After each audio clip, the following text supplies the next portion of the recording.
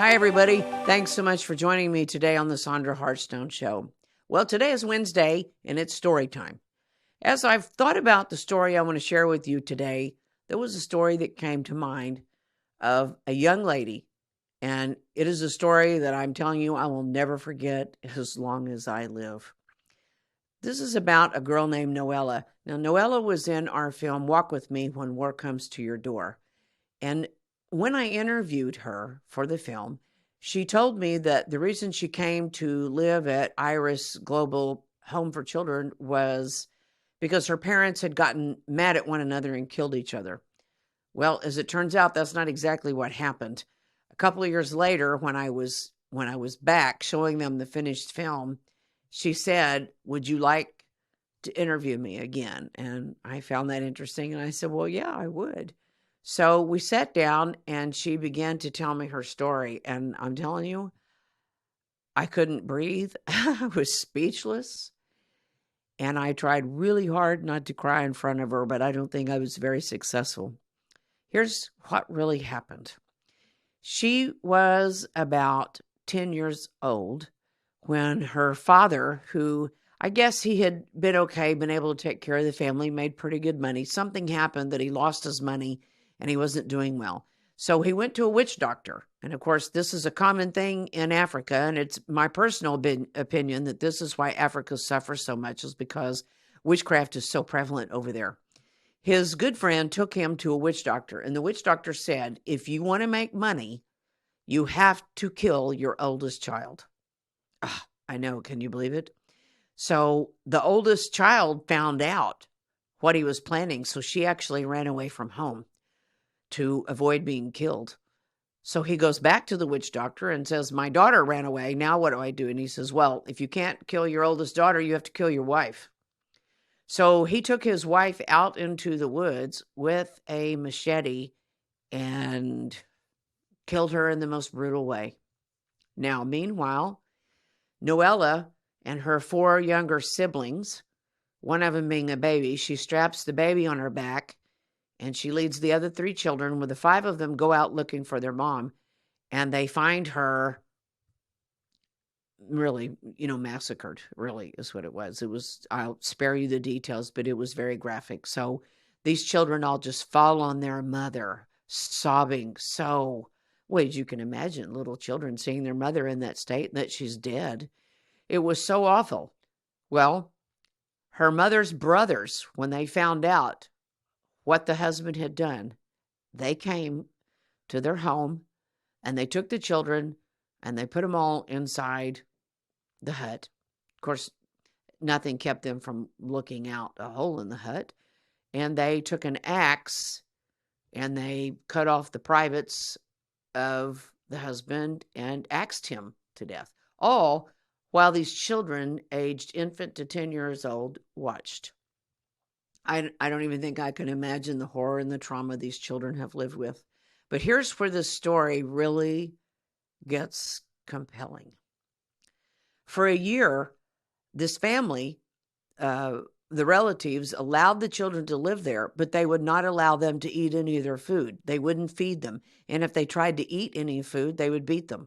So Noela, at 10 years old, had to go out and find berries and try to find things to go sell. She had to scrap and forage to find enough money to provide milk for her youngest sibling and for the rest of them. I just can't even imagine this. Anyway, she does this for about a year, keeping them all together and keeping them alive, when another relative comes and rescues the children and takes the children to the Iris home to live. Well, at that time, Iris was not equipped and didn't have the ability to take care of infants. So another relative took the baby. Now, Noela, by this time, is 11 years old, and she really grieves. She grieves like a mother. She feels like she failed, that she was not able to keep the 5 of them together. So she secretly keeps this pain to herself all this time and wonders where the baby is and doesn't know how to find out about the baby. So this goes on for, 4 or 5 years. And then the South Sudanese Civil War comes and they are forced to evacuate. And when they were going to evacuate and go to across the border into Uganda, Noela goes to Carolyn, who runs the home, and she says, "Can we please go find my sister?" Well, Carolyn doesn't know the story I just told you. She has no idea because Noela has kept this to herself. So she says, "No, we can't because they couldn't travel or they would all be killed." There was, it was all they could do was to get on a plane and get out of the country. So they go into Uganda, and then for 2 years, Noela is just sick because she doesn't know what's happened to her sister. She doesn't know whether she's dead or alive, and she is literally grieving the sister like a mother would her child because she had become their mother. So I go over there and we're working on the story. And on one particular trip, when I got ready to leave, Carolyn said, we try to go into the refugee camps once or twice a year to find relatives of some of these children. But we can't go anymore because the tires in our car are shot. And I looked at them and I felt compelled to leave her money. I said, "Here's money to go buy tires and get back in the camps to find some relatives." She did. And I want you to know what happened the next month. They took a trip into the refugee camp, and you're not going to believe this. Only God. God heard the prayer of Noela, and when they went into the refugee camp, they actually found Noela's sister, who was about 10 years old at this time. Can you imagine the reunion they had? Oh, I think there was so many tears. So many tears. Noela was so relieved her sister was still alive and they were reunited. Well, of course, Carolyn wasn't going to leave that girl's heart to be broken again. So they brought the girl home with them, and now they all live together at the Iris home. So I don't know. That's just something here in the United States we can't even comprehend. But it is a story I'll never forget, and I bet you won't forget it too easily either. So, when I think sometimes if I'm having a hard time or I get down or I'm struggling, I think, oh my gosh, I have no struggles. They say there's always somebody worse off. Well, praise God, Iris has rescued these children, but the pain that Noela lived with for so many years, it's really beyond my comprehension. That's just one of the reasons why I love Africa so much. I love the people. I just love the people and I love Africa.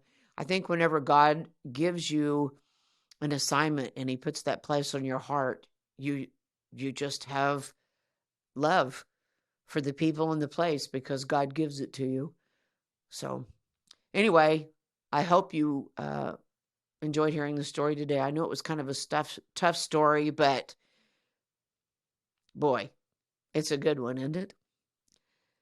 Anyway, thanks again for joining me today on the Sandra Heartstone Show. I hope you'll catch some of our other podcasts and stories and people we've interviewed. And I hope you'll check out our network, heartstonenetwork.com, and check out the content. We are adding content as quickly as we can. It's content to encourage you on your walk with the Lord and to help inspire you to become the warrior that God has called you to be. I'm Sandra Heartstone, and I hope you will live passionately and love big. See you next time, everybody.